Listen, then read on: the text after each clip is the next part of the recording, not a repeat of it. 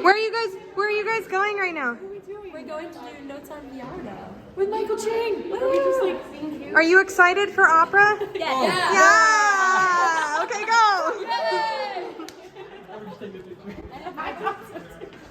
Sorry. Michael Ching, composer of Notes on Viardot. And Dr. Anne Marie Wilcox-Dane, Director of Opera at Missouri State. Well, we were at the National Opera Association convention last year, and I had been thinking it was time to do speed dating, which is this wonderfully flexible show that can be different every time you do it. And so I mentioned it to Michael, and as we spent time together throughout the convention, he said, well, since you're doing my show, I'm looking for a place to workshop something new, and I was extremely pumped and on board. And having seen the 2015 production of Speed Dating, I knew that there were good students here and a supportive environment. And so that's how we made this happen. It's an opera about the preeminent operatic diva of the 19th century, and to call her a diva is almost selling her short, because she was not just a world-famous opera singer, she was a composer, and she was also a fantastic pianist, and she was also practically like a diplomat. I mean, she was basically like one of the most important cultural figures in the 19th century. And the sad thing is that a lot of people just don't know about her anymore because she was before the age of recording. And so there are no recordings of her, only descriptions. But in this era, where we are trying to find more and more music from the past that we've neglected, people all of a sudden realize that she was a pretty darn good composer. And as is mentioned in the show, she was a piano student of Franz Liszt. And so she didn't have a shabby piano teacher either. And so she was actually studying to become a pianist before she decided that she had to become a singer after the death of her sister, who was a very famous diva by the name of Maria Malibran. And unfortunately, Maria Malibran, in her prime, had an equestrian accident, actually, and the family, which is a musical family, kind of pushed Pauline and said, we really want you to take the family mantle and become an opera singer.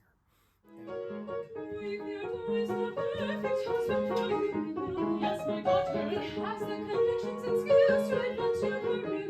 Because my daughter, he is respected, he is adored, though he may not ignite the pleasure of. Hi, my name is Emma Gullifson. I'm a 21-year-old soprano, and I am reading the role of young Pauline Viardot in Michael Ching's Notes on Viardot, and I'm really excited to work on this opera with Michael as a living composer. Pauline Viardot was so involved with many literary figureheads and musical figureheads, Clara and Robert Schumann, Charles Dickens, Georges Sand, yes, and pieces of their texts or excerpts of their music can be found in this opera when referencing these particular characters that had such an influence in her life. And I really think that's a fantastic choice that Michael made. The mission here is not so much for Michael Ching to create an opera, but it's for us to rediscover this really important figure in the 19th century.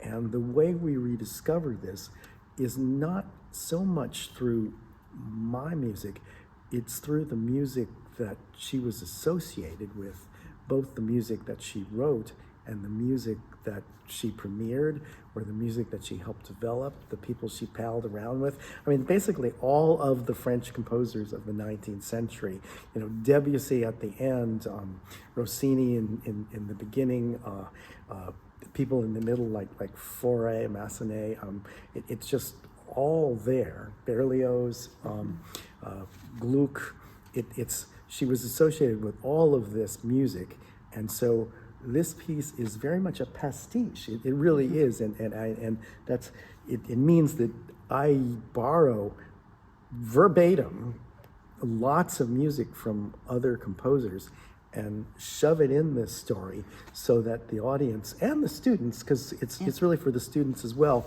that they go, oh, she was involved in that? She was involved in that? Wow, this is really interesting. I mean, there's even stuff that isn't part of what we're doing. You know, she owned the score to Don Giovanni. She gave the score to Don Giovanni to the Paris Conservatory. She showed that score to Tchaikovsky for the first time. I mean, he'd never seen it before. So there's all this stuff that's interweaved in her story that we're trying to bring back, and so that you can kind of go afterwards and go, well, this is someone I really want to know more about, and realize how important she was to the music of the 19th century.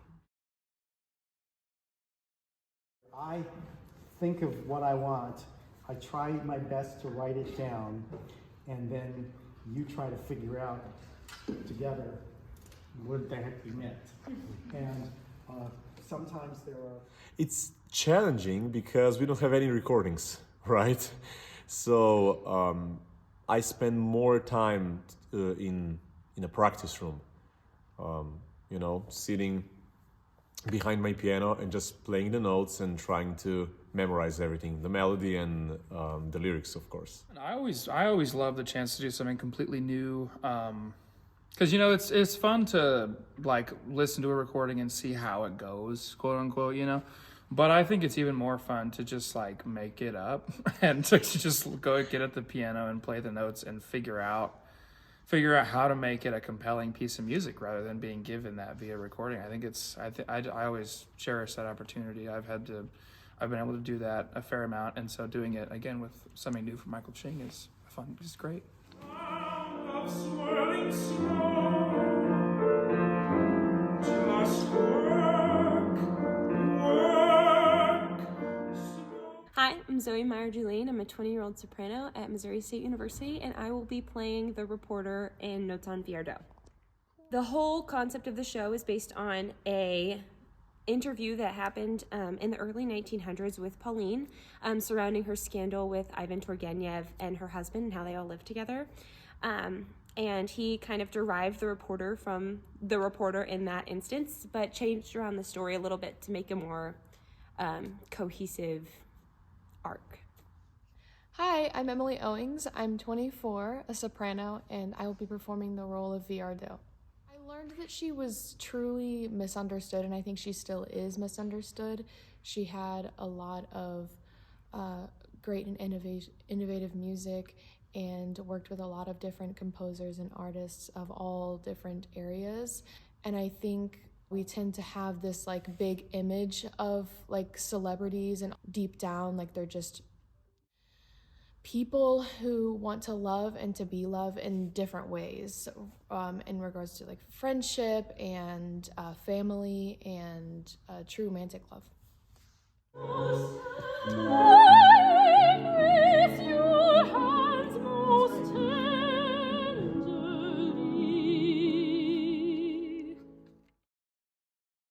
And I think it's just different because it's about a new person, like a real person, and really diving into like what made her Pauline. Hi, I'm Kayla Kernsval, and I'm 24 years old, and I am playing the role of George Sand. Yeah, I think the really cool thing about her is that she was really pushing the boundaries of what it meant to be a woman at that time, and taking the place of putting that groundwork into the feminist movement that would last for the next 100 years. I think that it was interesting to see her perspective on love and what it should be, what it meant to her and what she thought it should mean to Pauline was definitely a different perspective than many might hold now, that you should love to be in love and not love to get something from someone. So that was definitely different. It's behind. Ready, daughter, bump him, he will not. Okay. Louis Viardot is devoted to you already, daughter. He will not. This opera is written for college students. So if it doesn't work for college students here, it's not going to work for college students anywhere. So the trust factor is one of great joy for me. I mean, I simply, if it's working for them, it works for me. And I've always said, and it surprises some composers that, if you wouldn't write music that's just so damn hard, you might get performed more often. And I that's just how I feel. I mean, I want to write music that's challenging, but not so challenging that it's going to take, hundreds of hours to prepare before you could even put it on stage. He thinks about music as a collaboration between the composer and the singer. And while that sort of makes sense, or some people might think of that as common knowledge, it's very easy as a singer to feel sort of intimidated by the composer and feel like you have to sort of do what's on the page. And Michael's perspective being so loose with what he's put on the page, like he is very willing to change the keys, change the notes, change where the syllables fall in the line. Like he is so willing to be flexible with that. And I think that is such a valuable and empowering thing to teach young singers. Pauline Viardot has two men. The homely girl has two men. Somehow they live without jealousy. Somehow I am always grateful for an opportunity to showcase female composers. And this is particularly interesting because not only do we hear some tunes of hers and from her contemporaries and things she premiered, but we're finally getting to hear a bit of life from her perspective. And, so much of publishing and music history is done from the male perspective, where it's whoever the publishers promoted. That made it also then to the history books, and whose music then made it on the shelves that were then given to students over the years. So I think that it's particularly fun to be able to explore her from an autobiographical standpoint, as well as the cross-pollination that she had between artists of the time, and her own creativity and her scholarly, because it addresses her teaching as well as her singing, as well as her creative mind, and helping to write librettos and being a part of the creative process for so many operas during that time. And written works with Turgenev. The opera itself is important because it highlights a female composer, which, because of publishing and everything else back in the day, are not usually as prevalent in our rep choices as male composers. I also think it's interesting because Pauline was such a influential character back in her day. She knew so many people, and yet she's not really known today, which is also something very interesting. And then the reason why it's so important to work on new works with living composers is to continue the legacy of opera, because the more that we work with living composers, there's more living, breathing rep to perform. And that's really the only way that this art form is going to continue.